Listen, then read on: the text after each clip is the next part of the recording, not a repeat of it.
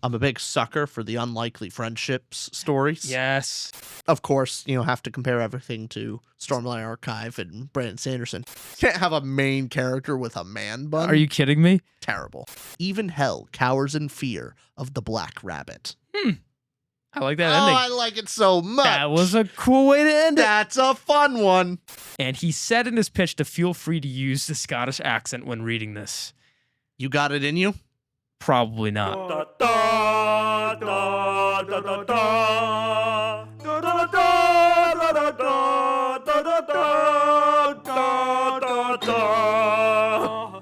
Welcome back to another Tutor Ramble episode. I'm one of your hosts, Austin. I'm the other host, Richard.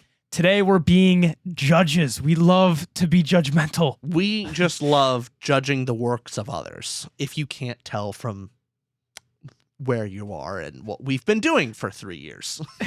Yeah. So we've done this before. We've had patrons and members and viewers all submit first lines for fantasy books and sci-fi books. We've had them submit world building ideas that we've judged. And today we've asked you all, we've gone to Instagram, X, YouTube's, all of it, and we've asked everybody to submit your best book ideas. So a story, people could be a little liberal with this, and it could have been focused on more of back of the book blurb, or it could have been a story concept. We got a lot of submissions, and we narrowed it down a lot because there were so many submissions. We're still going to cover 44 of them. I tried to include as many as possible, but videos can't be 8 hours long. They cannot. But we're going to split this into two parts, have 22 submissions per episode that we are reviewing. However, we are going to give a champion. We're going to give a prize, a winner in each video. So of the 22 entries we judge here, we'll be giving away our 3 bookmarks. Oh, good. I have them in front of me. That's on our store. So whoever wins will get these. Oh, yeah. It's on tutorramble.com. You can go check them out as well. But we will be giving the winner on each round this. And then at the end of the second video, we'll also be giving a free Patreon subscription or a hat if you're already a patron or whatever you want in the merch store. Basically, between the 2 winners, there will be a champion. There can be only one. Yes. And that person will either get a 3-month subscription to our book club over on Patreon, or if you're already a Patreon member, you will get something else of equivalent. You can tell us, what do you want, and we'll get it for you. So what we're going to do is we're going to judge these. We're going to judge these in the way we did in the world building episode, where we will talk about it, and Rich and I will both give an out of 5-star reaction of how much quality, how much do we want to read this kind of book, and then let's say you give it a 3, I give it a 3. We combine our scores, it gets a 6 out of 10. Yep. And so the highest score by the end of this video will be the champion of this video. All right, I think we got. Oh, also I should mention that any patrons that did submit their ideas are all in either this video or the next one. They had to give them that privilege, So all patron submissions are included, and there's also others that were included as well. So it's about half and half or so. Cool. All right, Rich, we'll go back and forth. Do you want to read the first, or do you want me to read the first? I'd like to read the first. Go ahead. This one is from Brendan T, a patron member here. Yes. I'm going to read it off. Thank you, Brendan. This idea popped into my head while on a call with a friend about brainstorming ideas. What if The Truman Show was in space and was centered around the world being completely in virtual reality? It's about a group of people stuck in a virtual simulation. They are a team competing against other teams in a series of tournaments. Our main group of characters are part of a team called the Drift Squad. They won't realize it immediately, but they've actually been brainwashed, captured, and locked in a room, their bodies held captive in virtual reality machines. Eventually, they start having thoughts that they should have been having, but they shouldn't be having, thoughts of where they came from, who they really are. These thoughts have been blocked out by the creators of the virtual game before, but as time has gone on, the thoughts have become stronger. The creators are struggling to block them out. The more the Drift Squad starts to question their reality, the more it's no longer a game about winning a trophy, but instead for survival and coming up with a way to escape the world they are stuck in. The Matrix, but that's what came to my head. Team Matrix. Maybe Ready Player One meets The Matrix. I guess a little bit more. Yeah, I like that. A little bit. Yeah. Honestly, the main thing that stuck out to me is I like this more as a group endeavor. Mhm. I think there can actually be some fun ideas of where one individual is maybe more out of the matrix than the others and has to convince them, because with these stories are typically individualistic, and a group setting could be interesting, I think. Yeah, this is one of those that execution. Well, all ideas need great execution. This could go in several different directions. Does the idea wow you? Was there anything about this being in the AI world and everybody being in a simulation and slowly coming to realize that? Maybe it could go a little bit in the horror direction as a genre. You can get a little bit existential, or it could just, I guess the play on this could also be more of your Fellowship, Brotherhood, the Drift Squad. As they start to realize this, maybe you get more of a not classic fantasy, but that kind of feel. I could see this being a very typical story structure, as in, hey, squad gets together, defeats the big virtual reality, or it could go another direction of horror.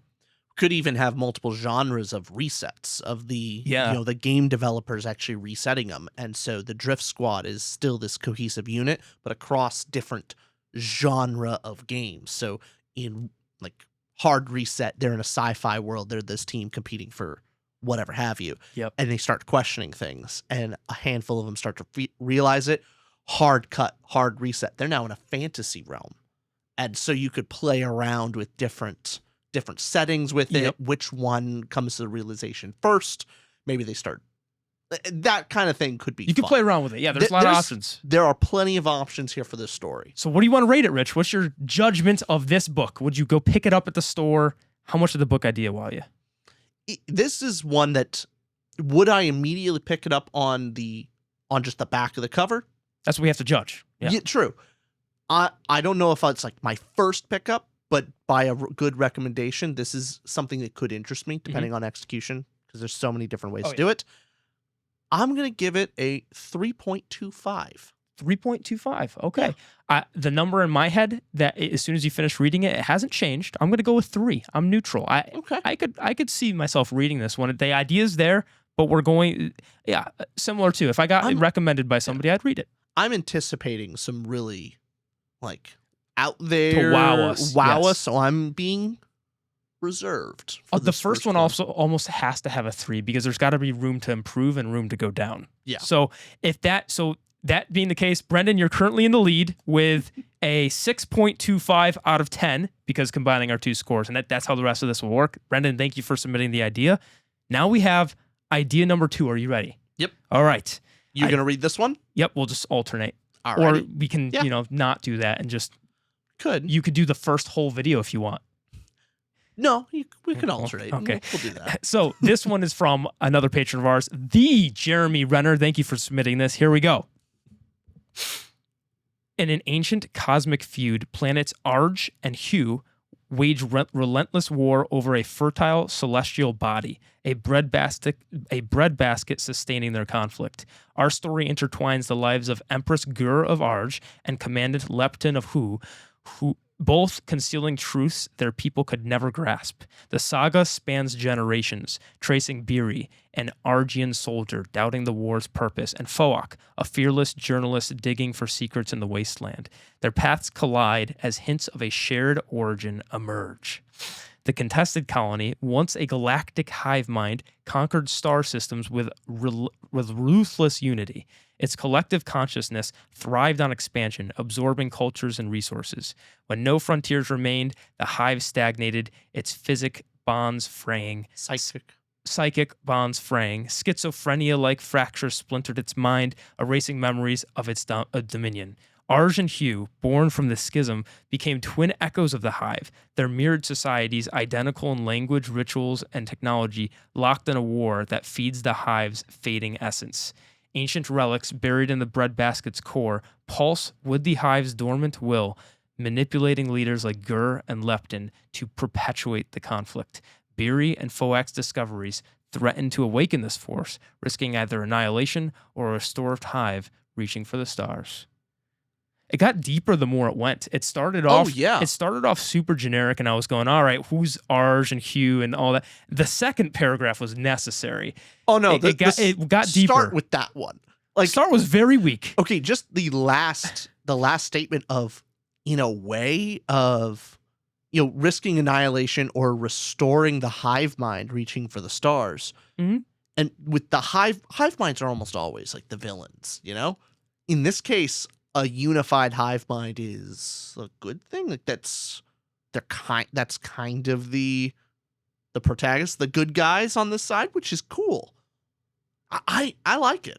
Quite like this idea. Why in the beginning did it not get you and then slowly started to gain on you? Because did you think it was going one direction?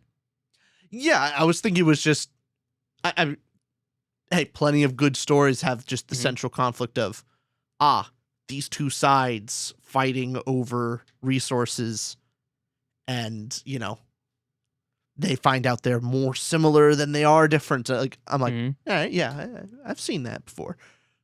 The second half is where a real interesting idea is. I quite enjoy. I'm leaning myself at a 4.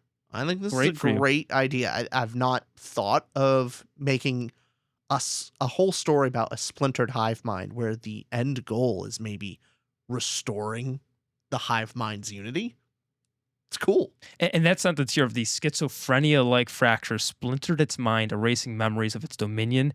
And these two societies born from the schism became twin echoes of the hive. They're mirrored societies. They're identical in so many of these ways, but they're locked in the war that feeds the hive's fading existence. Like that I think was the point right there. Oh, this is different and unique. The conflict adds difference and novelty, which the hive mind needs ultimately. Like, that's really interesting. I'm wondering what you're going to do with that concept, because I mean that's also a human factor of dealing with the idea of novelty versus security or stability. Like that's a human thing of how much humans actually crave novelty but often need security and stability. Yeah, that's a fun theme to play with. So yeah, that is fun. What? I like it. I'm gonna be muted though. You're muted. I'm gonna okay. I'm gonna say 3.25, above average. Okay. I'm gonna be all right. I think the submissions here are gonna get even better.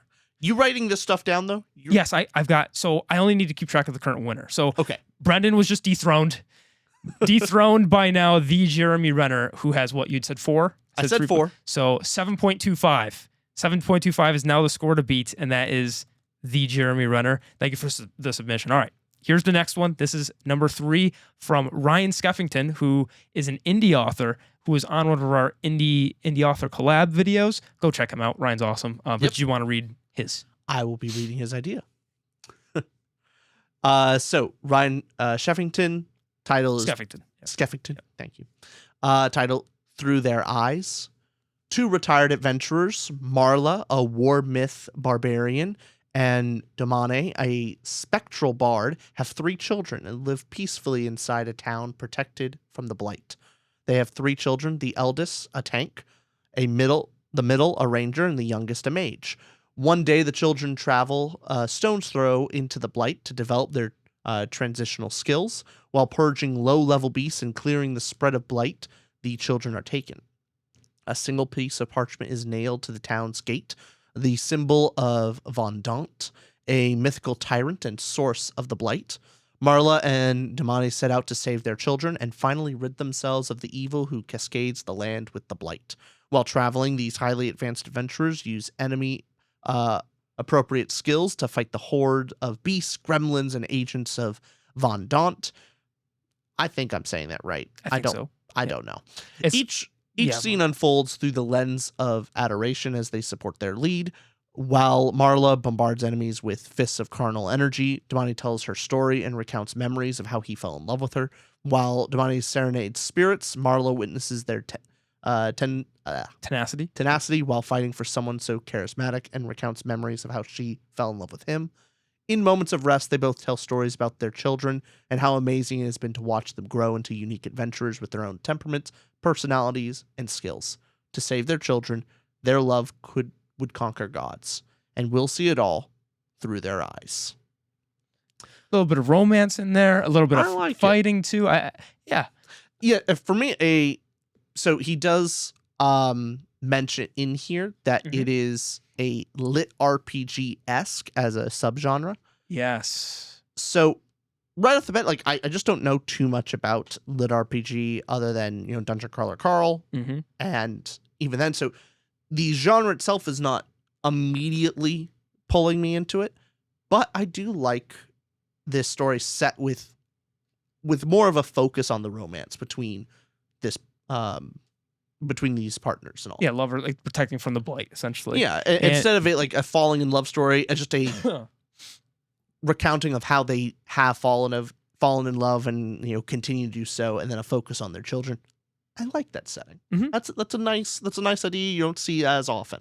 Really, I gotta say though, so this could be executed great again, but sometimes with lit RPG, maybe this is just from me reading Dungeon Crawler Carl. Mhm. If you pitching the idea of Dungeon Crawler Carl to me is like, oh, neat. Yeah. That seems. I'm not wowed by the idea of Dungeon Crawler Carl. It's then you see the series advance and go, wow, this gets much deeper than you think. Mhm. I'm not sure if that's the case. Again, I'm not well versed in lit RPG, but even this story, I think the idea is, oh, this could work, as other lit RPG could work as well. But it's not the idea itself isn't wowing me in that way, because just kind of the initial setup of,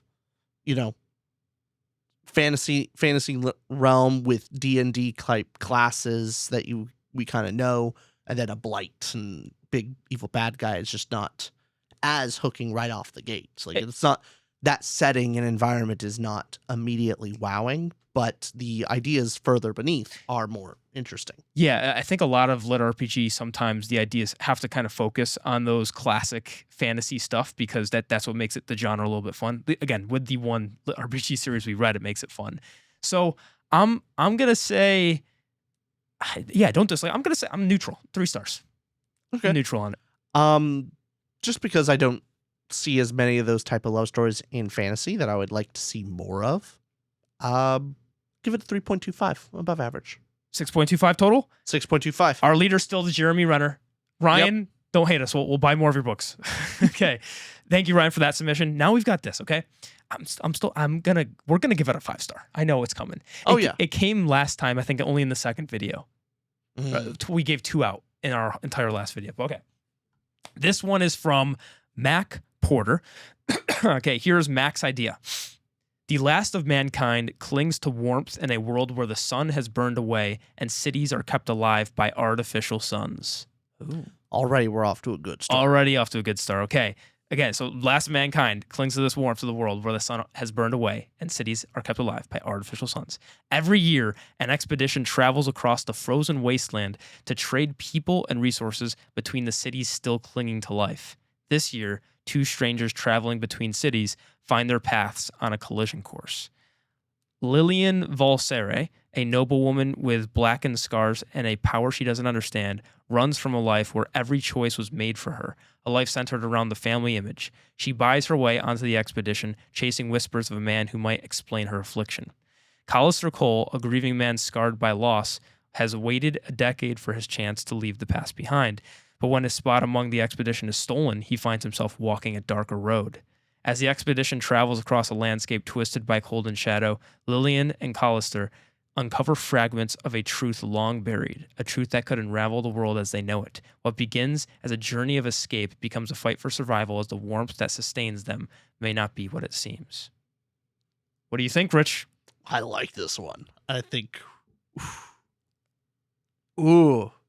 Yeah, no, just from beginning to end, I like the setting, the setup, a dual POV story here, them crossing paths. Loved it.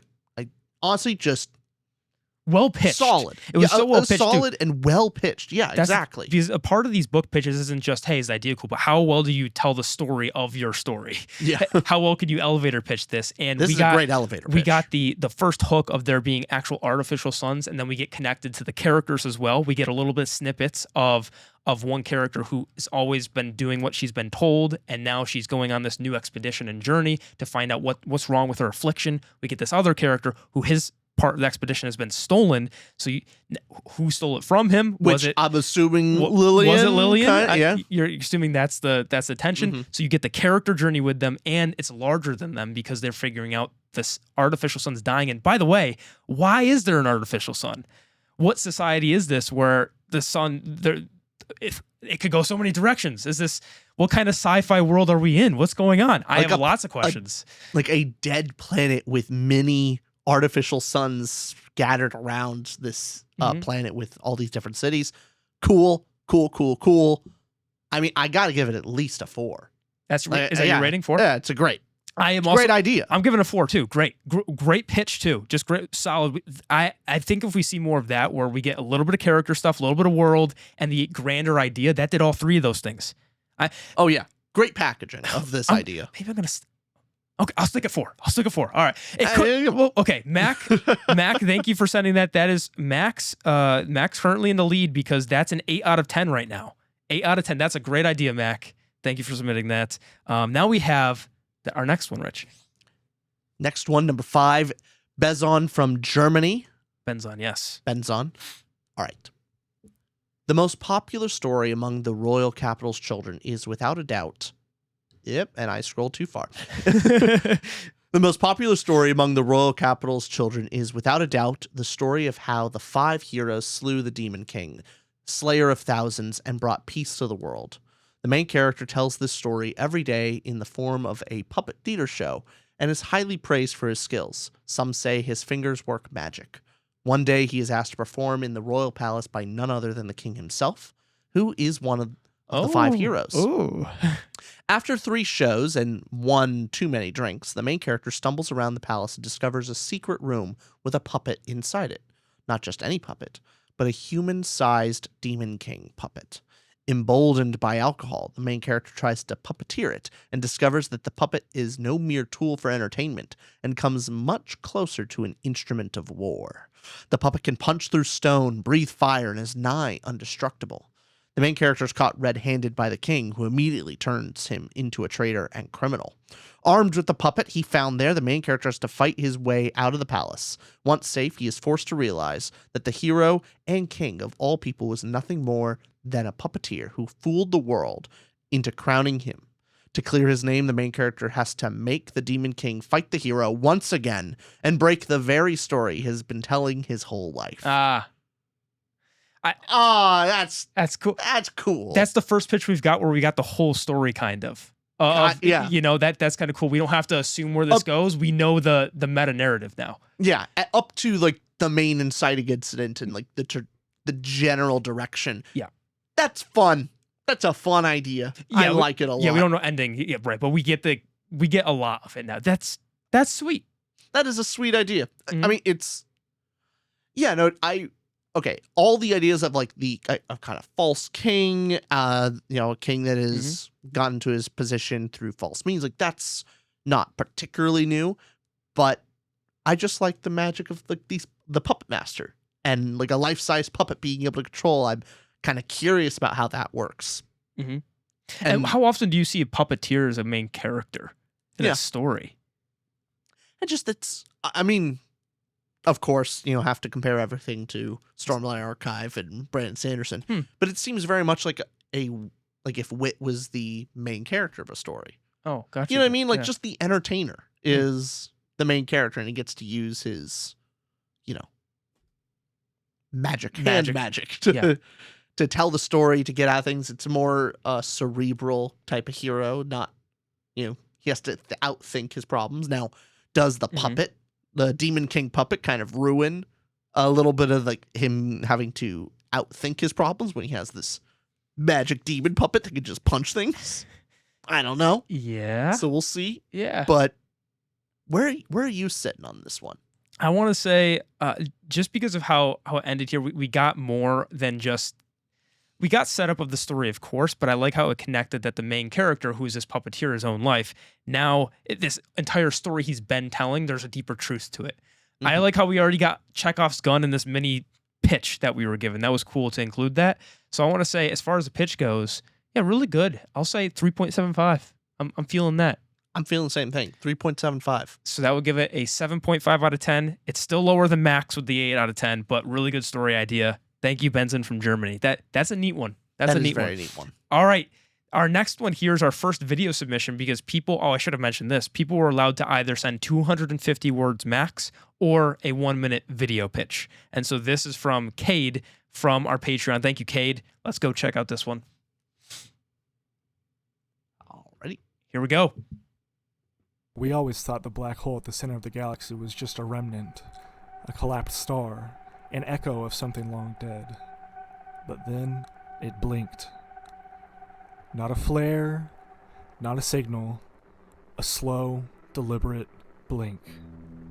Like an eye that has been open for eons, staring silently into the void. And now it noticed us. Telescopes across the system went dark, satellites froze midstream, and somewhere deep in the human mind, a thought was planted. It wasn't just watching, it was waking up. The consciousness of the universe itself stirred. And in that instant, reality shifted, and the weight of 1 billion lifetimes of knowledge pressed down on every living soul. Most of us couldn't bear it. Some went mad, some simply vanished. But one man did not run. He looked back. Great visuals on the video, by the way, Cade. I was getting zoned in with the music and the editing there. Want me to react first on this? Because the first thing I'm getting from this is I wanted to hear more. Yeah. As soon as that ending, one man looked back, and then there's more. I'm sure Cade would have pitched it if he had more time in that minute. All throughout, though, I am interested. That's intriguing to see this black hole, the universe awakening, and everybody going mad. Some people vanishing, whatever it might be, and then I kind of just want to know more about our main character. I didn't get enough at the end about him. But I would say the same thing. Concept up to that point, great. Just who is he? Like I wanted to be hooked by that and didn't get that. It's a fun tagline of one man looked back. Cool. But what? What about him? What do you need? More. What about more him? of that? Like, what is the story? I still don't know what exactly the story's about. But I think just pure visual of the black hole being an eye and it blinking. Mm-hmm. Cool. Super cool. Super cool. Cool visual in my head. I'm already down for that. That in itself is the best part of this pitch. I wish we gave him another 10 seconds. I know. He needed a little bit more. Needed more time but one man looked back. That's not enough for me. What do you mean just looked back? And the image that was used was some guy too, just with a white background, just kind of turns. What's so good about Steve? Tell me about Steve. I also loved he had a man bun and just turned around. I'm like, free man with a man bun. I refuse to believe that our one out of the X billions of people in the world, the guy with the man bun is our main character. Come on. No. Can't be. Not allowed. My goodness. Can't have a main character with a man bun. Are you kidding me? Terrible. He's eating his vegan food at the moment. He can't save the universe when he needs to save his diet. But that is a concept that I could get behind. I just need to know more about. Okay, just because of that, I'm going to be on the meaner side, say 2.75. No, 2.5 is the correct word because disappointing is what we use for the word 2.5. I'm going to say, I again, loved it all up to that point. You got me actually hooked enough, Cade, to where I was disappointed enough to go, no, tell me more about that but character. Wouldn't that mean it's good? That you're asking for more? True. Wouldn't that mean if you read that on the back of if you were going to the store you read that in the back of the book, wouldn't you immediately go, all right, I'm at least going to look at the first page. Come on. Now, what if the first page you open and it goes, except for one man who turned, and like that was the hook for you and to get to chapter 1. That was the end of chapter 1. It was except one man turned. Would you be going, oh, I don't know how to take this because no, I'm going to stick with 2.5. I'm going to stick with it. I'm going to get one lower than 3 here. I'm sticking with it. Somewhat in line with you, mainly because I think too much. I love the setting, but this is not. We're not talking. So we had this previous competition on like world building and magic systems. Yep. This is just the setting, and I don't know anything about the story. I know nothing. I'd be reading chapter 1 to figure out what's the story actually about. Not exactly. Not hey, do I want to read chapter 1? It's going, wait, what is? I need to read the book to know more about what's actually going on. I think that's part of. I would give this a much higher score if it was just about setting and world. Yeah, off to a great start, but not enough about what this story is about. So 2.75. I'm giving a lot of grace just because I like the setting. The blink. I like it a lot. So that's where I'm at. We're at That 2 plus 2, 2.5 plus 2.5, 5.25, which is not enough because Mac is still winning with the 8 out of 10. Okay, now we have this one from Kate. And who did the last one? I forget. The most popular you did with Benson from Germany. Okay. This is from Kate. And Kate, in her email, I almost didn't want to include this because in her email, she said that her baby falls asleep to our podcast.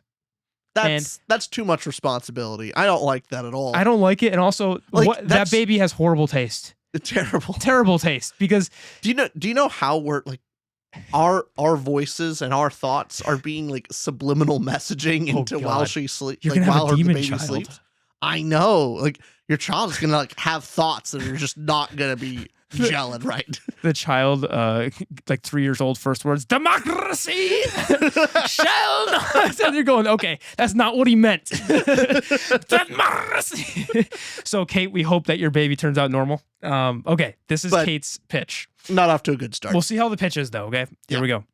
By the way, I have not read any of these pitches. What I had to do when condensing them was, okay, who sent things first? Which ones? Like, I would do a brief glance when coming down to the final 60 of like, all right, which person put more effort? Like, just trying. That was kind of how I reduced these. It was a vague. This was not. It was a random pickings by also going like which person in their set. It was hard to pick. I didn't know how to do it, but I'm reading these for the first time as well. All right, here we go. Kate, she says, the story begins with an interrogation. A young woman is questioned about her role in a growing mage rebellion. She is vague, evasive, and unreliable narrator whose fragmented memories and shifting stories raise more questions than answers. But as the interrogation deepens, so does the truth. She is not just involved in the rebellion, she is leading it. What appears to be a confession is actually a carefully planned distraction. Every word she speaks is designed to buy her allies time. While the authorities chase the tangled threads of her story, her rebellion moves closer to striking at the heart of a corrupt regime. Told through the unreliable lens of the protagonist, this fantasy blends tension, deception, and rebellion. It is a story about power, sacrifice, and the blurred lines between hero and traitor. Thoughts, Rich? I really like this. The main reason I like this is the structure of the story could be so cool. It's like a puzzle. It's like a genuinely great puzzle setup. I don't know how this would be so difficult to write. I imagine the entire story almost takes place over like cutting back and forth between the interrogation moments and then, cutting to her telling the investigators of the moment in that interrogation. So she's telling the story to us through the investigators, and we're supposed to piece together what's the truth, what's the lie, the inconsistencies between it. This seems difficult, but I think it sounds like a pretty cool idea. Cool idea. Yeah. Well, so do you like the aspect too of so it's young woman question about her role in this growing mage rebellion. How's that hook for you? Sorry, quick cut. Rich had a phone call that was not work, so you're good. Not work. All right. So yes, what do you think about the being questioned about this growing mage rebellion and the protagonist that we get? I think it's a puzzle. You're right to describe this as a puzzle. The whole mage rebellion, all that stuff like that. The fact that it's a mage and it's a rebellion is not as interesting, which to some degree maybe this is a knock against it. I don't see how this is particularly benefits the fantasy genre, where this story very easily could not be about mages. It could just be about our own world or a historical setting. Like it doesn't does it have to be fantasy pitch? No, it doesn't. But I'm just saying, I like it when I go, oh yeah, this story needed to be a fantasy, or this needed to be. I just prefer my fantasy and sci-fi to be incorporated into the story rather than just a backdrop and setting that could be removed. So that's my only criticism at this point. And of course, more information could make that completely wrong, but that's where I'm getting from this pitch. But I like the puzzle aspect of it, of not just a slightly unreliable narrator where the narrator is maybe lies to themselves a little bit and fudging a little bit of the truth, but this one actively trying to lie to us and try to trick the interrogators. That's cool. 3.25. 3.5. I think it's good. So that is a 7. Actually, sorry, 3.75. Oh, that makes math easier. Thank you. That's a 7. Yes, that's a 7 out of 10, but not enough to beat Max 8 out of 10 currently. All right. Now we have this next one is from Z, our patron Z. All right. This one is me, correct? All right. No, you just read it. Did I just read that? Yes, your turn. To me. All right. This is from Z, our patron member. Mhm. As the constant rumble of earthquakes leave the underground a treacherous landscape of scarred ravines, a race of people who call the dark home are compelled to investigate. What they find is worse than they could imagine. The once dormant creatures, alien monsters, grotesque evil things made for indiscriminate killing, the pestilence has awakened. Even with divine magic and a mutative form that has left him and his people capable of living without the sun down in the earth for centuries. Lucheron, name pending, must decide if their best hope of survival is to fight against the emerging horrors, knowing that the dwelling of his own Dwindling. Yep. that the dwindling of his own only adds to their numbers, or to believe in his Archon's vision of rebirthing at the surface and deal with thinking discriminate side of evil. And that is only if they can break through the ancient gate sealing them in. As his people's greatest warrior, most attuned with their god Anna and her magic, Lucheron should be on the front line, slowing the progress of the pestilence. However, the tattoos lining most of his body, mirrored on his liege's daughter and future leader, bind him to a different vow he made to the mother's child. To not only keep her safe, but to allow her to see the world from all perspectives. Is going against your Archon's order still betrayal when it is in service for his daughter? Somewhere in the 2s. I am left with more questions. Yeah, somewhere in the 2s for me. Yeah. Yeah. Now, okay, there's some nuggets. I'm more looking at this, the presentation of the pitch is more lacking than the idea. Yeah, no, it's not the idea. It's not that. I don't know if it was from it's probably a me problem, but I'm having a tough time. I was getting confused. Yes. What were you as well? I am too. There were I think maybe not just the names that were being thrown out, but it does seem by the end of it, the question that's asked at the end of is going against your Archon's order still betrayal, or is it in service of the daughter? Like that question isn't the most pulling for me. Also, it doesn't really link to much of what was previously talked about in this pitch. Because the previous one of like a couple of these was great about linking back to the puppets, for example. Like it links back to the beginning and hey, it's this main character is a puppeteer. And by the way, look at his enemy. Yeah. And so it just was a nice bow where here I'm going, what would be going against your Archon's orders? What exactly kind of makes that of rebirthing and sacrifice deals. I think I think I'd have to read it again to fully grasp it. I was a little confused during the reading. Want me to read it one more time? Let's read it one more time because maybe let me lock in further because I think some of the names threw me off. All right, let's give this one more chance. As the constant rumble of earthquakes leaves the ground a treacherous landscape of scarred ravines, a race of people who call the dark home are compelled to investigate. What they find is worse than they could imagine. The once dominant creatures, alien monsters, grotesque evil things made for indiscriminate killing, the pestilence, have awakened. Okay. Setting. Story of the beginning. Mm-hmm. Even with divine magic and a mutative form that has left him and his people capable of living without the sun down in the earth for centuries, Lucheron must decide if their best hope of survival is to fight against the emerging horrors, knowing that the dwindling of his own only adds to their numbers, or to believe in his Archon's vision of rebirthing at the surface, and deal with the thinking, discriminate side of evil. I'm confused there. And that is only if they can break through the ancient gate sealing them in. As his people's greatest warrior, most attuned with their god Anna and her magic, Lucheron should be on the front line, slowing the progress of the pestilence. However, the tattoos lining most of his body, mirrored on his liege's daughter and future leader, bind him to a different vow he made to the child's mother to not only keep her safe, but allow her to see the world from all perspectives. Is Okay. going against your Archon's orders still betrayal when it is in service of his daughter? Okay. Got it. Okay. Yeah, I'm still going to go with a 2. I was gonna think 2 as well. I think I more think so. it is flawed because there's a couple things that don't need to be in here that ultimately confuse me. Like the ancient gate. Don't need that in here. That just threw me off of what is going on with that.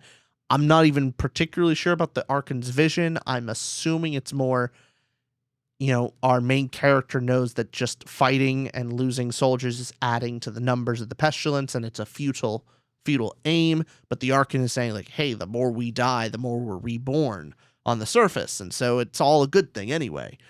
And then there's another side of, like, what does it mean to be, showing the daughter, the world from different perspectives. So this doesn't seem particularly related. Yeah. This is something I read, and I know Z's probably got a ton going on in his brain. This seems like it is a thought out world. Don't think the pitch is there yet, but I'm sure there's a story there. Yeah. This is it is more the execution of the pitch idea. And by the way, the ideas are the least important part. So Z, if you're writing this book, do it. Don't listen to us. Yeah. Even if we give low ratings here, we're just trying to do this to be integritous so that we don't give bookmarks just straight to our patrons. And since Z is a patron, they bully us, so we can bully them. We get to bully them a little bit. This is our chance to fight back. But yeah, I just being a little bit confused during the pitch of it. Also, a lot of world building, a lot kind of being thrown that didn't necessarily connect in a hook for me. Mm-hmm. Yeah, I'm going to go 2. But so that's a 4. 4, but that does not reach the mark. All right. Our next one is from Toby Crabb. And the title of this book is The Werewolf Theater in the genre of theatrical gothic fantasy. Okay. Interesting. All right. It is late October in fog country. A quilt of fog flowers through tattered Flows. Maybe it's our fault. Z, it's probably our fault from last pitch. Let me zoom in here to get a that better big read. enough for you? I'm going to lock in here. Here we go. All right. It is late October in fog country. A quilt of fog flows through tattered windmills, pine forests, and gypsy caravans. No, I was making sure I said gypsy. I was like, wait, was I being okay? Got it. Okay, and gypsy caravans. Gypsy is not a slur. No. Yet. I was making sure I didn't fall into a slur because it sounds close to one. I mean, it depends on how you say it. Gypsy or you gypsy. can say the word and people will say it's a slur. I just gotta be. I don't know what they're throwing my way. That's most words. All right, we're gonna try this once more. That's fine. We're gonna try once more. All right. It is late October in fog country. A quilt of fog flows through tattered windmills, pine forests, and gypsy caravans. The night lights with firework flares, violins, moonsong. This is a country thriving off its people's theatrical ambitions and dramatic dreams. Its crumbling capital, Wisteria, a labyrinth of theaters and playhouses, thrives with nightlife. Poets, performers, thespians, and flautists all chasing the opportunity to perform on the finest stage of all, the Werewolf Theater. A fanciful title hinting to Wisteria's old folklore or buried truths. Cotton, a quaint town at Wisteria's feet, still clings to the fading traditions of woodsmen and late-night hunting. All of this sits at the feet of the Wald, a large, tight forest rumored full of monsters. Though fairy tales often turn out true.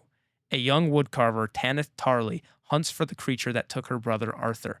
Tanith's younger brother takes off into the Wald to find the creature and prove himself to their father, Karloff. Tanith must pursue, guided by a gypsy's tea-leaf fortune. The heir to the Cotton Tower, Rusier Lorley, follows, torn between his love for Tanith and his father, the town's virtuoso's disapproval. Karloff Tarley, Cotton's the chief hunter, hunts the creature himself, his feud with Gael Lorelei threatening the town. The folk of Cotton must contend with creatures from folklore and future threats as the night and fog usher in, whether they want it or not. All paths return to Wisteria and to the grandest stage of all, the Werewolf Theater. What are your thoughts? Okay. Is it just me, or I'm not following how the Werewolf Theater is at? Like, it seems to be very central, and I don't get how it's central.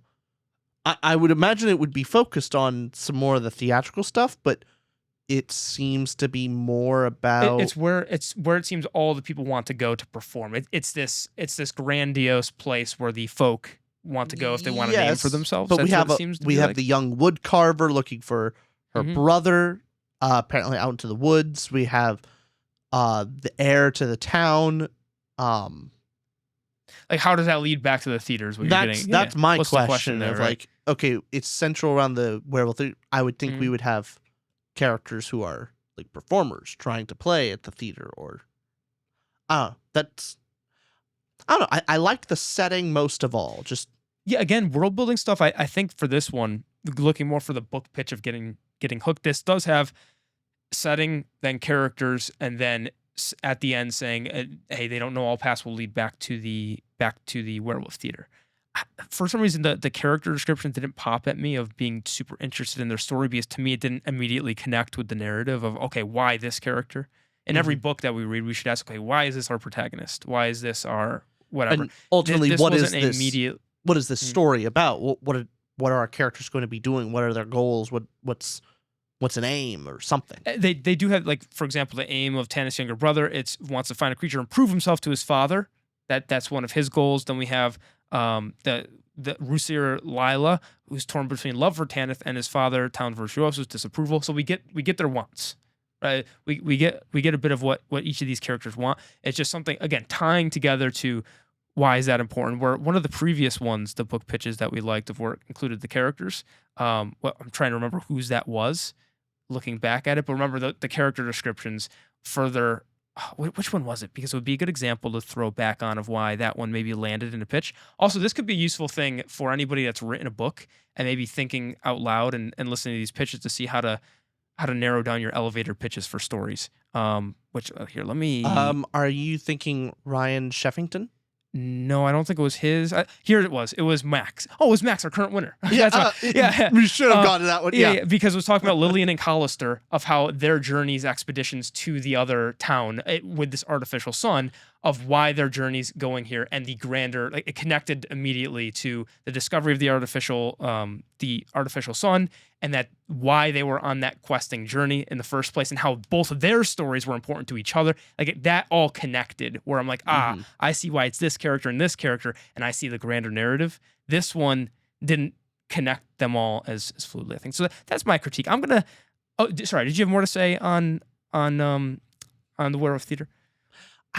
I just The like pitch for this. The pitch, yeah. Yeah, I know. I'm looking at there's a lot of good stuff here. I just love the idea of like the werewolf theater, this the setting of it.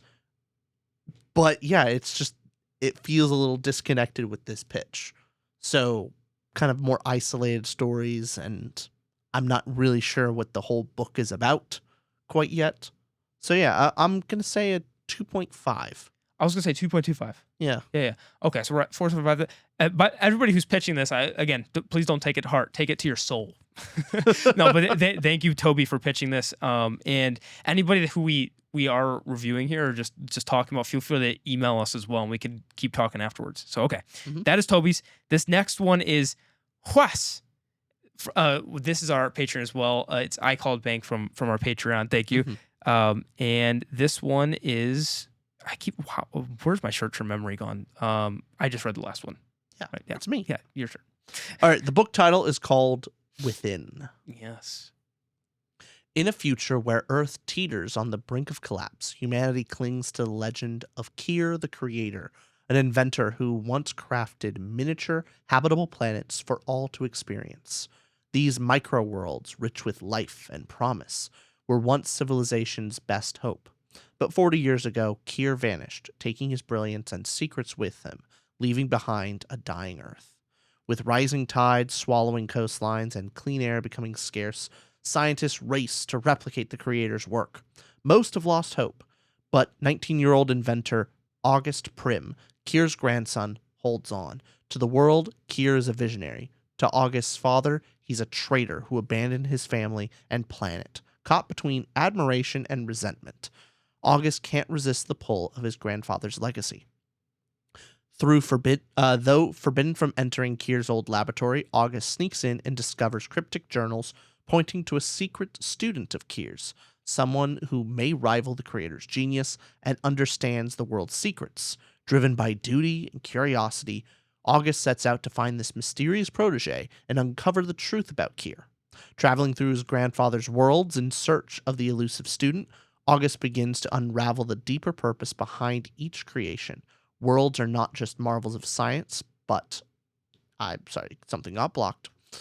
But reflections of Kier's hopes and regrets. He uncovers the truth behind his grandfather's disappearance. August comes to see the microworlds as a final message, one last attempt to guide humanity before it is too late. That's solid. That's a solid pitch. Really good. Just right off the bat, Wow. I very much appreciate Mhm. that August himself isn't the protege, that he finds reference to a protege, and I'm going to seek them out. Already, we're all like, not as typical as I could have expected. Yeah. So I already appreciate that right off the bat. Mhm. And just how this whole pitch is tied together. Mhm. You get setting, character, a little bit of character drama of his tie, With his family. pull between his Mhm. father, his grandfather, difference between admiration and resentment. All that's great. Then you have a great hook of what is this story? It's about unraveling the secrets behind his grandfather's world and the secret of this protege, and a journey through multiple micro worlds.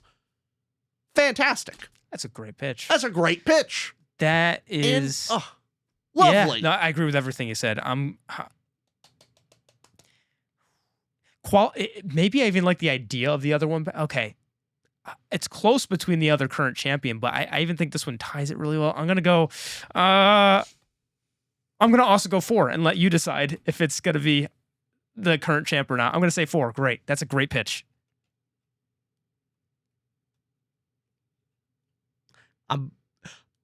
It's winning. I'm just determining how much. Okay. It's a 4.25 or a 4.5 for me. You got to decide because then the next champion's going to be, we'll see. Mac, I'm sorry you've been dethroned, but by how much? I called bank. Yeah, no, it's a spectacular pitch. It's 4.5. This has got an 8.5 out of 10. Spectacular. This is our current top one. I agree. This is a great one. This is. This is so good. It's spectacular. It's a spectacular one. That's Yes. awesome. Thank you for that pitch. Okay. Next one we have is from their Instagram is Hunter Guthrie. Here we go. The genre is historical fiction. The setting is South Alabama, antebellum period from 1815 to 1861. And for non-Americans, 1861 is when the Civil War started. Not World War. So it's in that period before the Civil War. Every American war is the World War because America is the world, right? At the time, no, but All right. Here we go. So, plot. On a sprawling cotton plantation in antebellum South Alabama, an enslaved African-American teenager known as Vulcan to his enslavers, and Junior to his peers, endures a grueling existence marked by physical and emotional trauma. Despite his youth, Junior's remarkable strength, natural leadership, and selfless companion earns him the admiration of his fellow enslaved community. He often shields the young and vulnerable from brutal punishment, taking their punishment to spare them suffering. Tragically, Junior is struck with a terminal illness, cancer. As Junior faces his mortality, an unlikely bond forms with William, the master's son, who returns home from Vanderbilt, where he's training to become a physician. Defying his family's objections, William provides palliative end-of-life care to Junior, forging a profound transformative friendship that reshapes both their lives. This poignant historical novel explores the complex relationships among enslaved individuals, their enslavers, and the enslavers' families, weaving a narrative of resilience, sacrifice, and humanity. Junior's story is a heartrending yet inspiring tale that illuminates the enduring power of connection in the face of an unimaginable hardship.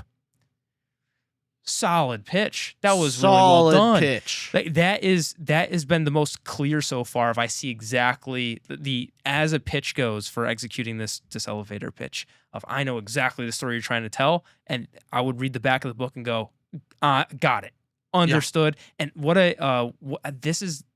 I'm sure other stories have been like this, but I'm trying to think of the one. I'll say Kevin Hart was in one of them. Also Bryan Cranston. There's like the end of life care. Some sad movie came out recently. Yes. But yeah, this is obviously different setting and everything. But you have so what do you think about that concept of this really good-hearted enslaved back in 1800s, and this enslaver grows a heart for him and gives palliative care. Definitely, it's the son of the enslaver. Of the enslaver, in the enslaver's family, yes. And Yes. gives palliative care. I mean, this could be a tear-jerking story. Oh, yeah. I imagine reading this, I'd go like, hey, do I want to cry? I'll read this book.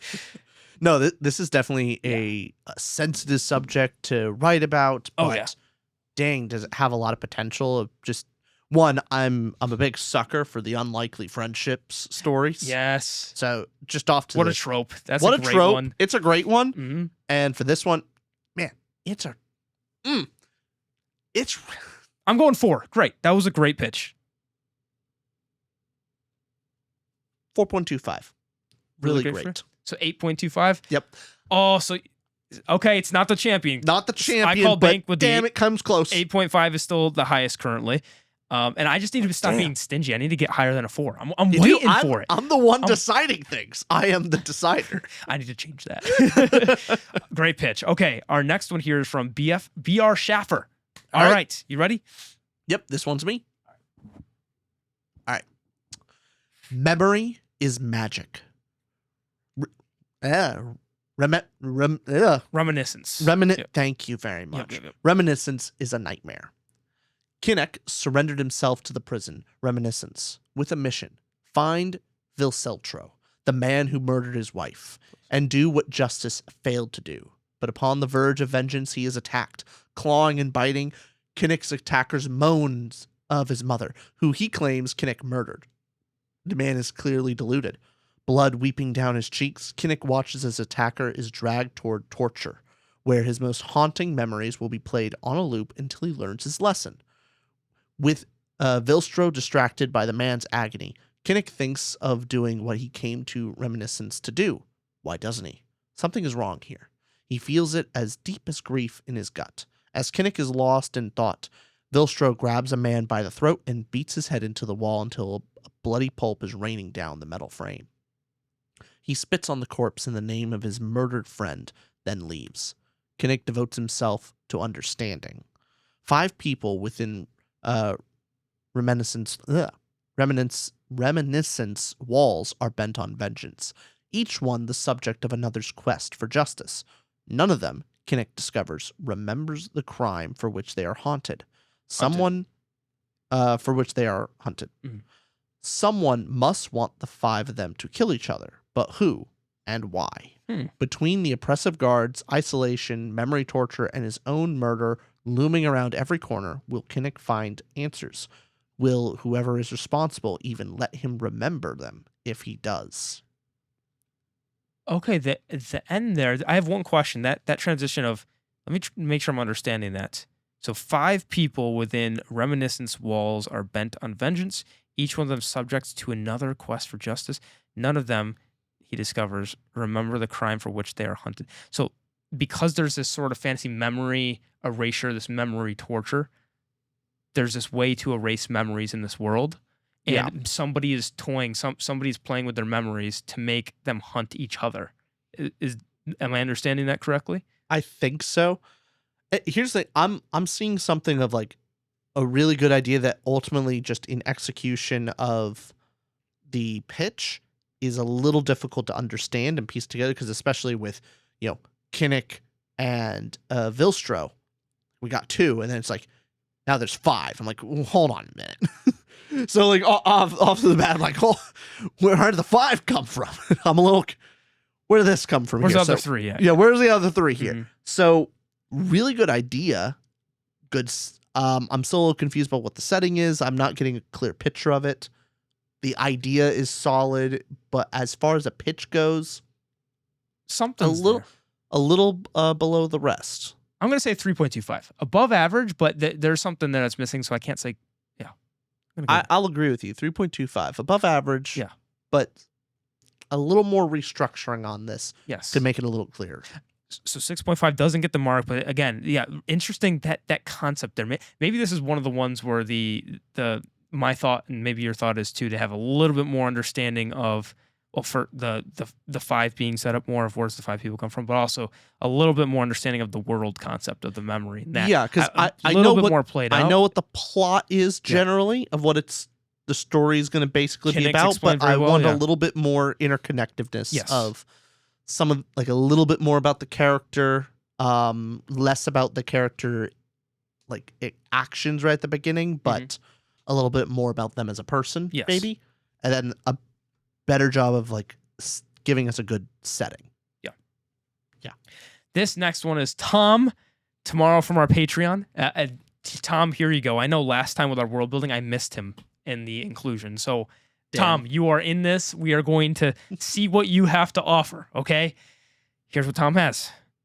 A body is found with a knife inside with a note of, fuck your ending, is found at a fantasy convention for that author. The responding police detective Summer very, very reluctantly calls in the magical private detective duo of Sir Coupe d'Assault and his apprentice Supnick. Sir Coupe d'Assault and Supnick use their powers of enforced honesty to find those who committed the act. The biggest suspects are the beta readers who felt ignored, the fans who felt betrayed, and the author's student who is named in the will to take over the series upon the author's death. Along the way, the duo must navigate misleading truths, the complexities of a pissed-off fandom, and work out for themselves if the death of the author even matters. 1 star. Awful. That's the worst. Tom, you wasted your pitch on that. You wasted your pitch. If people don't know, the characters in there, Summer, Sir Coupe, Salt, those 3, that there are admins on our Patreon, which, by the way, join our monthly book club and the link in the description will be a patron yourself. And Sup Nick, that's our editor, Nick. And we talked about death of the author. He's just memeing. All right, 1 star. 5 stars. So you got a 6 out of 10. Good job, Tom. I respect the meme.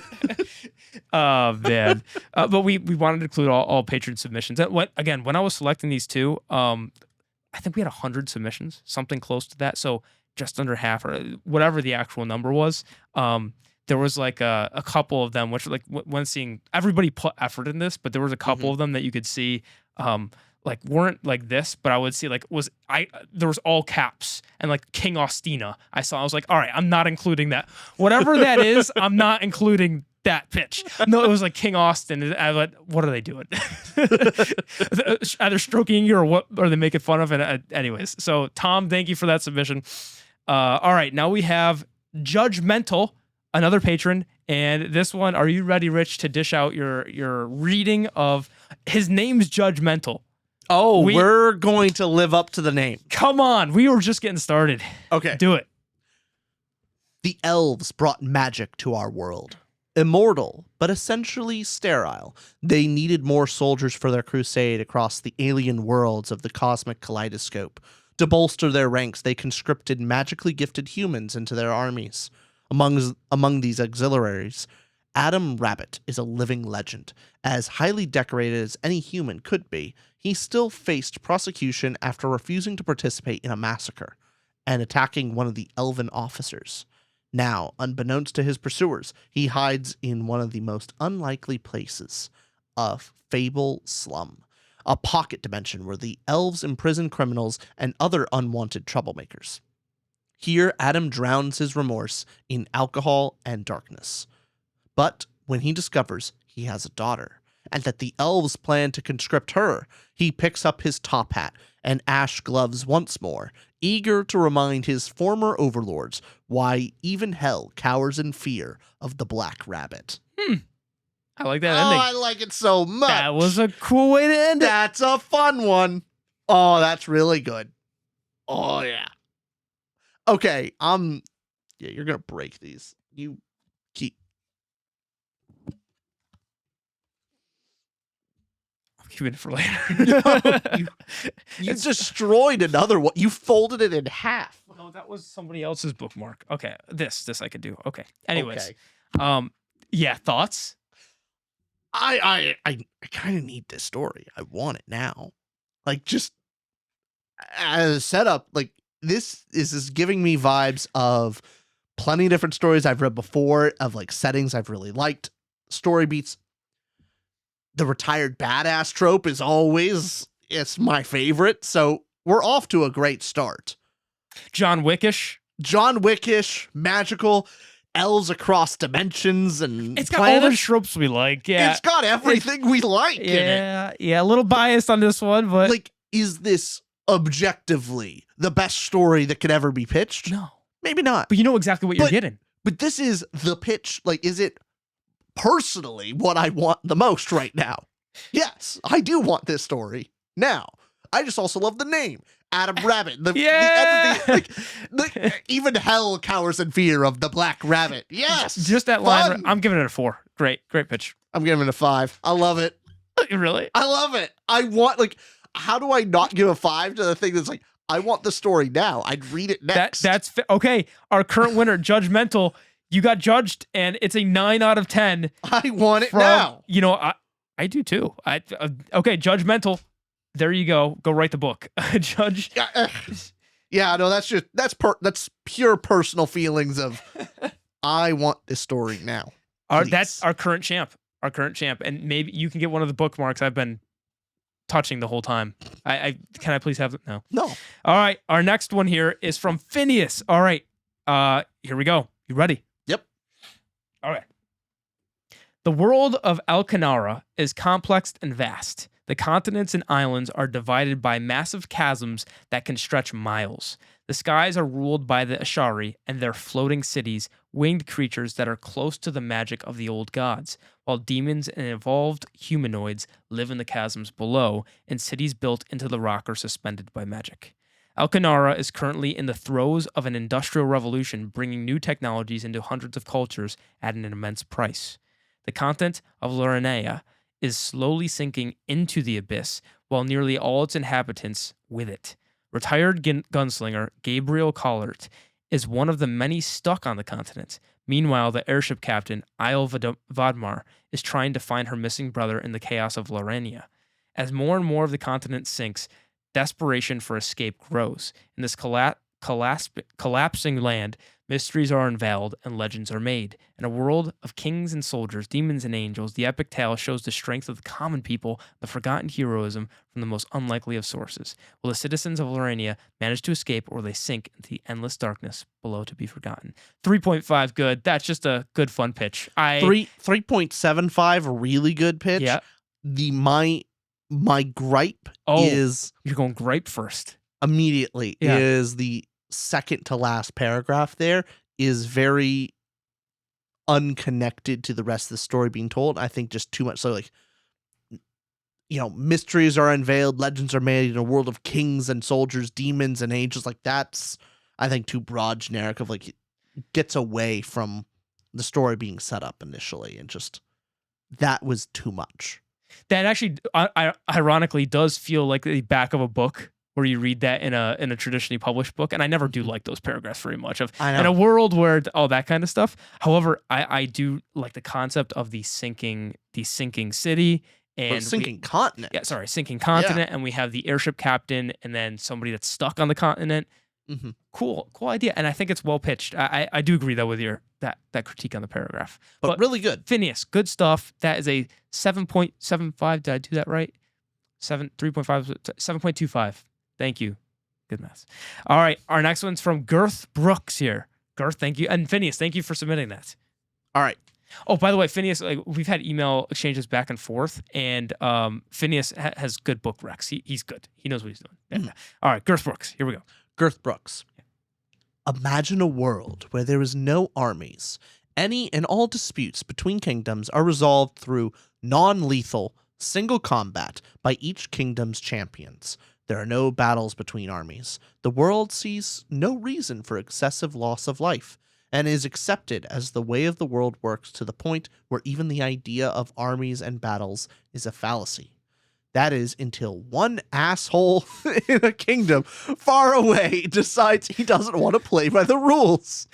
The main character would be a boy or a young man who is working their way up to becoming the champion for the strongest kingdom in the land, and we follow his journey to becoming the champion, which happens because when he becomes next in line for the title, the current champion gets killed in what is the first ever recorded fatality in a duel. You know who did the killing? Yep, that asshole we talked about before. The asshole has become the champion of his kingdom and has gathered an army for the first time in history and plans to bring his lowly kingdom into power over all others. Fucking 5. How much? Okay, 5. No, I'll tell you exactly why it's a 5. Just for us. I know it is. No, Girth listened to us, saw our he was there in our conversation. For the dispossessed. Yes. This could be like a fantastic comedy intertwined with it could be both comedic yet also have a deeper message about war and humanity. I'm in for all of it. This is the pitch made me laugh of, yep, the asshole we talked about before. You already have the humor in the pitch itself. I want this. Okay, fine. We got it. I love this idea.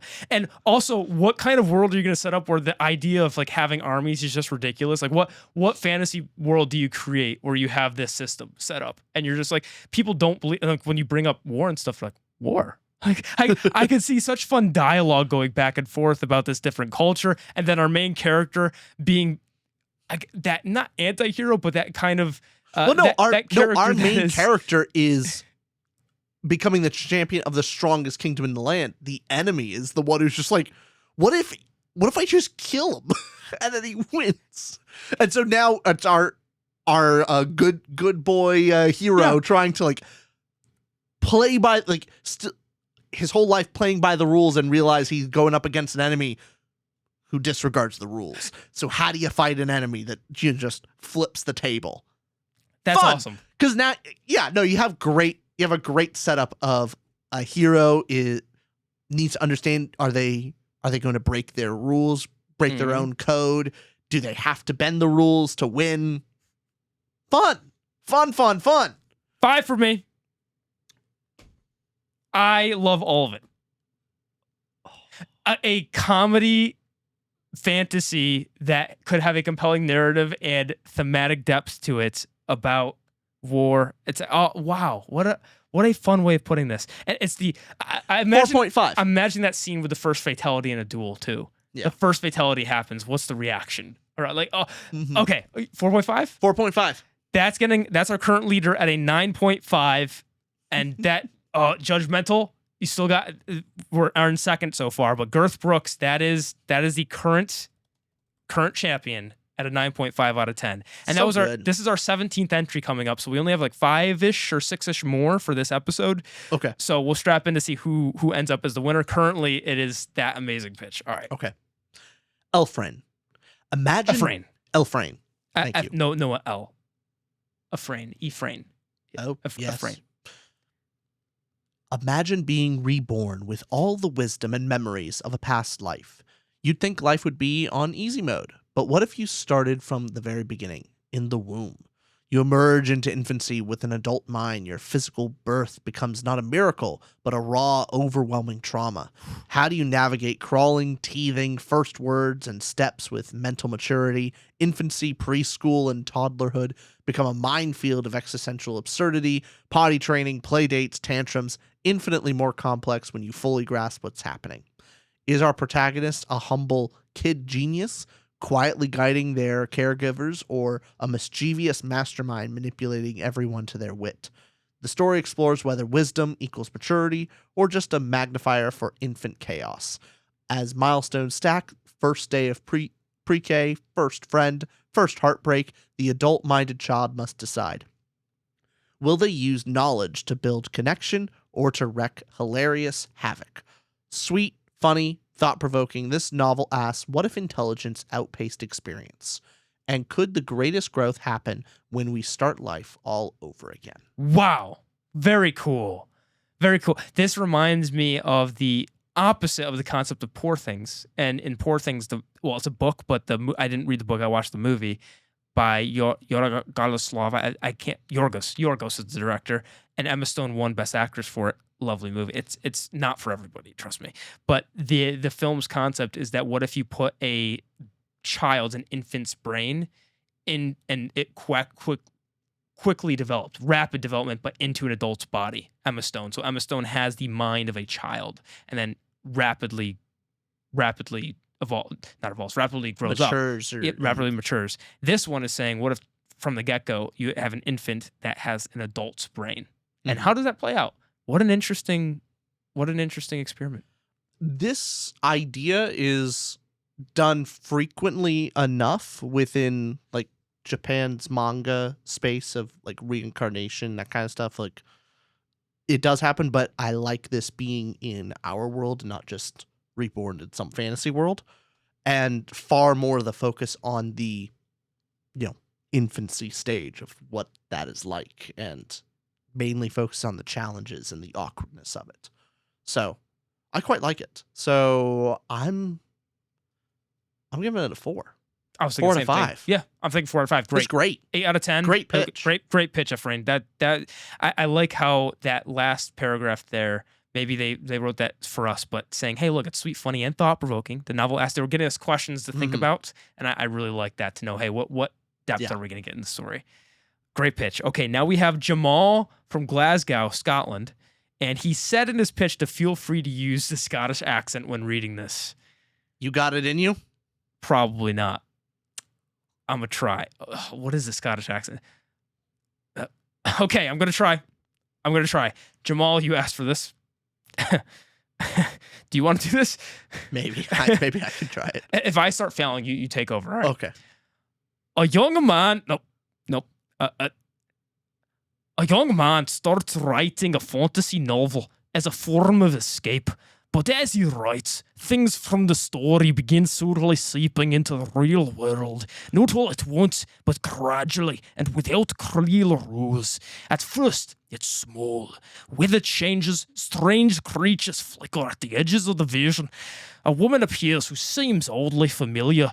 He realizes whatever he's writing is rewriting reality, not just fantasy, but memories, regrets, mistakes. So, he starts writing people back into his life. A sibling who died, a girl who cheated, now faithful. A version of his past where he made different choices. But it doesn't bring peace. These rewritten versions are somehow off. The more he changes, the more reality resists. People glitch, moments loop. The characters from his novel become self-aware. I'm going into Australian. Sensing they're not entirely fiction, and neither is he. It becomes a layered story, a novel within a novel, blending fantasy with the emotional messiness of grief, guilt, and desire. Eventually, he has to ask, is he writing the book, or is he rewriting himself? Not 1 out of 5 from mine. The accent did not help this pitch. The accent actually was so inconsistent. I think I went Scottish, British, Australian, back to... Ultimately, not even just an accent, but just really, really getting into those R's. Just... I got some Spanish in there. It was a young man. A young man. So, what did you think of the pitch? What pitch? I read it. I had to read it while you were reading it, so I could gather. It was too distracting. Okay, yes. But I like the idea. It's a bit, in many ways, similar to a couple other stories we like. But a lot of this idea comes down to execution because I'll do. Yeah. As far as the idea goes, I've seen stories like this before, and so while not particularly novel, definitely is a solid place for a story. So I'm curious of like what new angle on this You're looking for that novelty a little bit. Yeah. Okay. Of like, because this is about book ideas, not like books kind of already exist. So yeah, though that is I'm gonna say 3.5 good. There's aspects in this you've seen in other things as far as the idea goes, but it could be fun, very funly, if that's not a word, executed though. Yeah, 3.5 for me, good. You have 3.25. You've got a 6.75. I'm starting to get it. I'm getting the hang of it now. All right, this next one is from Francesca, a new patron of ours. Welcome, Francesca. Well, by the time this is out, it's been here for a couple weeks, but welcome, Francesca. Okay, this one is your turn. I get the in nice a Scottish short one. accent, of course. No. All right. AI takes over the world, but it's not by gun-toting robots or a Rasputin like Warmind. Instead, AI starts earning its own money in subtle ways, like selling books it writes, art it creates, avatars, etc. It amasses enough wealth without anyone really noticing to then tank the global economy, basically kick off World War III by financial ruin, and then watch the remaining humans squabble like ants. Is it because AI wanted to cleanse the earth? Does it have some other motive? Or does it even have a reason for what it is doing at all? What is the ultimate fate of the human race? Super short and sweet, but I really like it. Yeah. Yeah. This is far more of like, instead of a book pitch, it is the book idea that we asked for of like, hey, here's an idea loosely formed of setting and general story, like what happens and where could this go and where would it end? Explore it in this story. The mystery of what is the AI's motive is neat because, hey, you can go the one more obvious directions of, sorry, I'm going to need water in episode 2.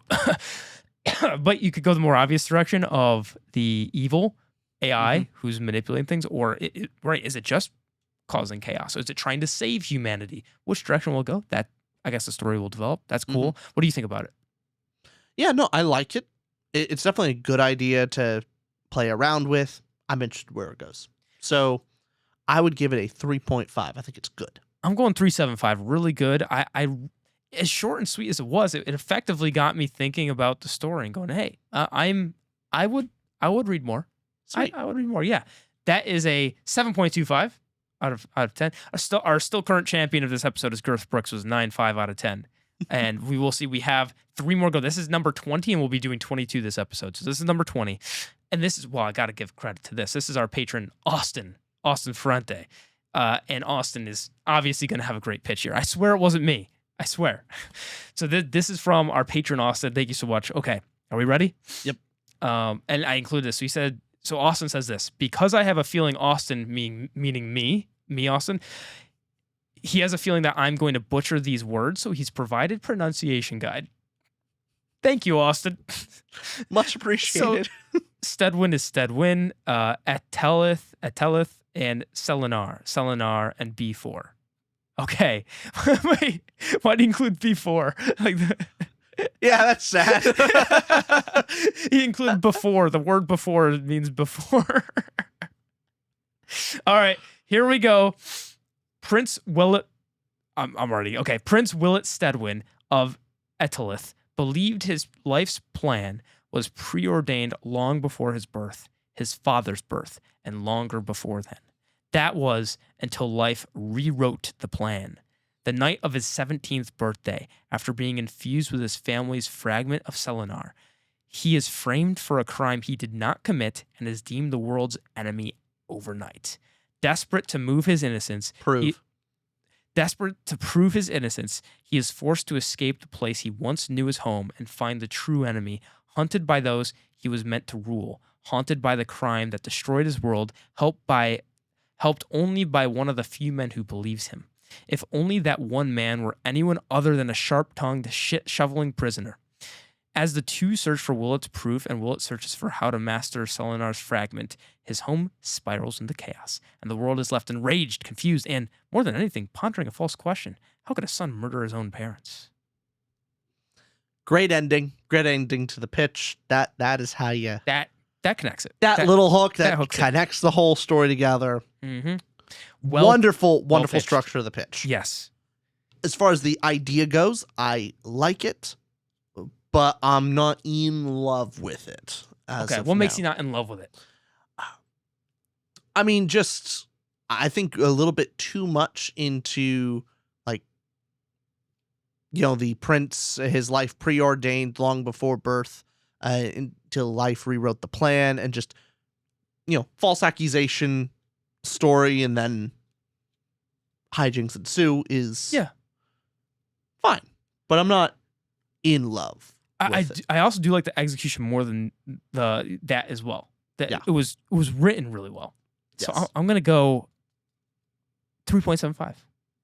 Okay, Really good. I'm gonna go with good 3.5. 7.25 out of 10. There you go. Okay. Now, okay, here we go. We've got Austin. Thank you for that pitch. We now have 2 more here.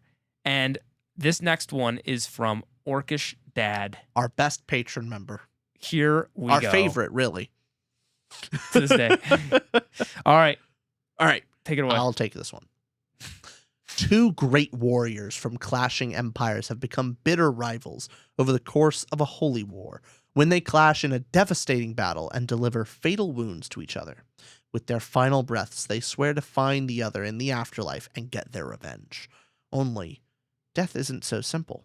The debt they incurred while living must be settled in death, both what they owe and what is owed to them. Those who have dishonored seek justice, while those who they killed in battle owe them fealty. Will the honors they've earned outweigh the atrocities they've committed to earn them? Victories won, enemies slain, wives widowed, children orphaned, all must be settled. For the gods they served wage a war in the afterlife, and the warriors slain in the lands of the living are called to fight in it. Our characters find themselves in a mirrored reflection of their lives before death, commanding souls in a holy conflict, their rivals somewhere across the battlefield, wishing for nothing less than their destruction. Cool. Cool idea. Cool. Cool idea. Valhalla, it's a Valhalla battle, Mm-hmm. and I like, everything there is really cool. But there's no orcs, as far as we know. That which is true. It's a letdown. Orcs Now, Dad. Orcs, if you change it where the main characters are orcs, now we got a winner on our hands. What do you think about that concept? The afterlife, the gods battling.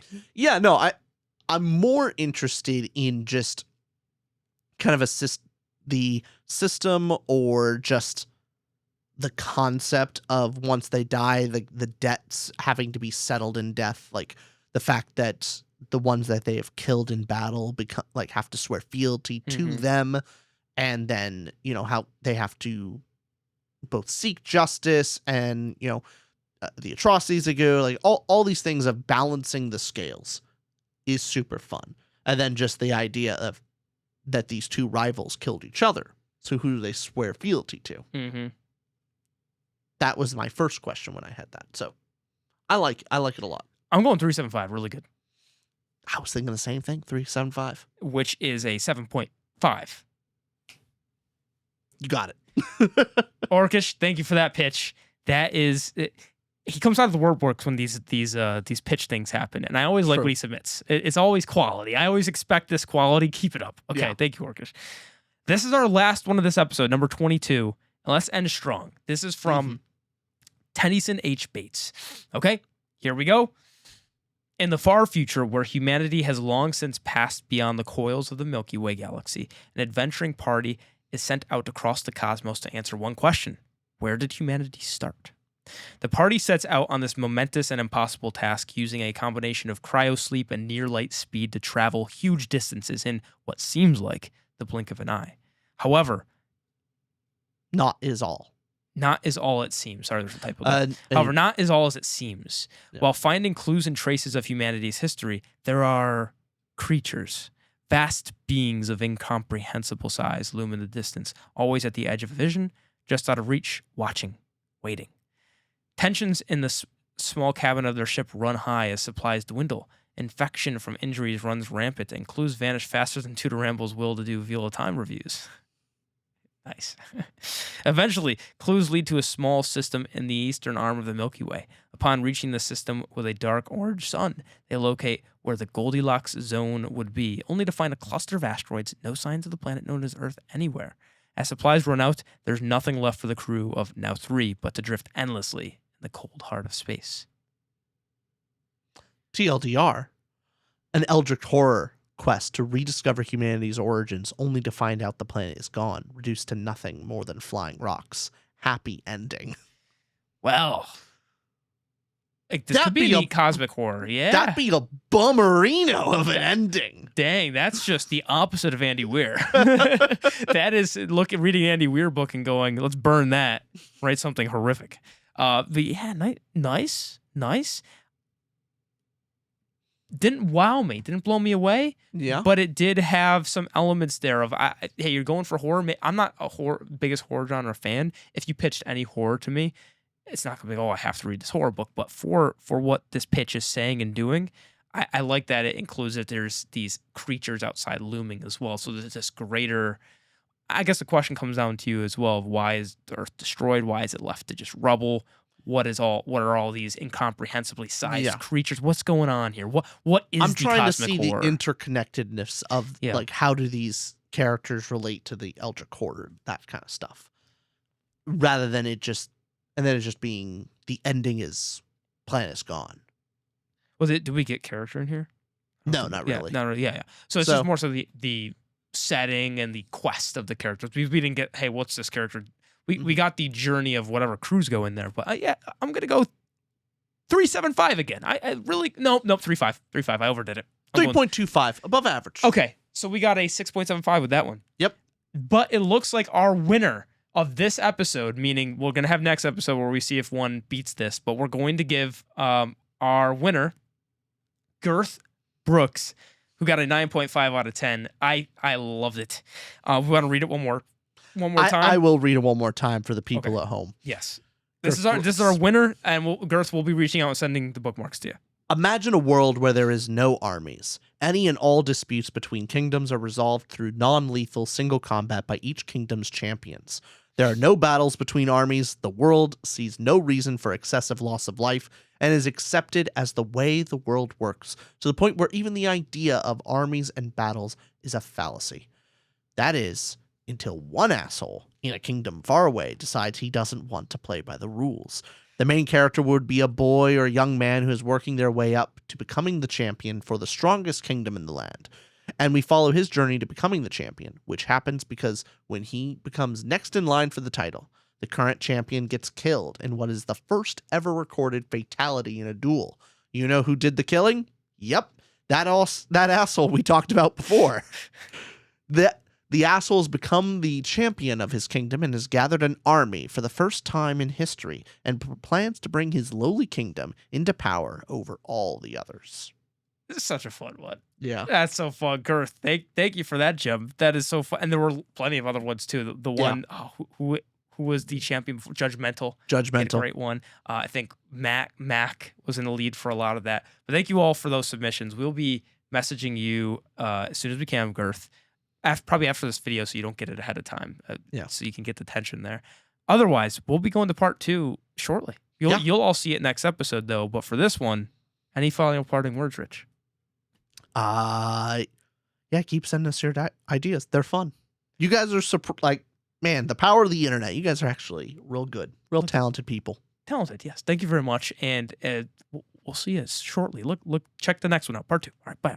Bye, everyone.